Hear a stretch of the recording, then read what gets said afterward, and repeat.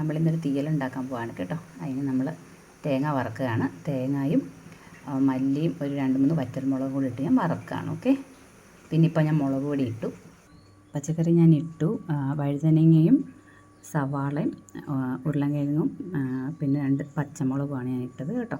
പിന്നെ കുഞ്ഞുള്ളി ഞാൻ തേങ്ങ വഴറ്റുന്നതിനകത്ത് ഒരു 5-6 കുഞ്ഞായിട്ട് അരിഞ്ഞിട്ടിട്ടുണ്ട്. ഓക്കെ. പിന്നെ നമ്മൾ മഞ്ഞൾപ്പൊടി ഇട്ടു, ഇച്ചിരി ഉപ്പ് ഇട്ടു കേട്ടോ. ഇതാ നമ്മൾ തേങ്ങ അരച്ച് വെച്ചു, ഇപ്പോഴും ഇടണ്ട. പകുതി നമ്മൾ കഷ്ണം നന്നായിട്ട് വെന്ത് കഴിഞ്ഞിടും, ബാക്കി ലാസ്റ്റ് ഇടും കേട്ടോ. ഏറ്റവും ലാസ്റ്റ് ഇടും, അതാണ് ഇതിൻ്റെ ടേസ്റ്റ്, തീയലിൻ്റെ ടേസ്റ്റ്. ഓക്കെ. കുറച്ച് വെണ്ടയ്ക്കയും കൂടി ഇടുക കേട്ടോ. കഷ്ണം ഒത്തിരി കുറവായിട്ട് തോന്നിക്കുന്നു, ചിലപ്പോൾ നമ്മുടെ അരപ്പ് കൂടുതലും കഷ്ണം കുറവായി കഴിഞ്ഞാൽ രസമില്ലല്ലോ. നമ്മുടെ കഷ്ണം പകുതി മുക്കാലും വെന്തു, അപ്പോൾ ഞാൻ തേങ്ങ ഇട്ട് കൊടുത്തു.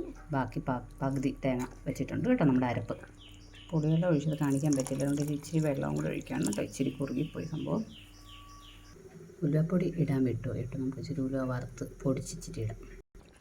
ബാക്കി തേങ്ങയും കൂടി ഇടുക കേട്ടോ.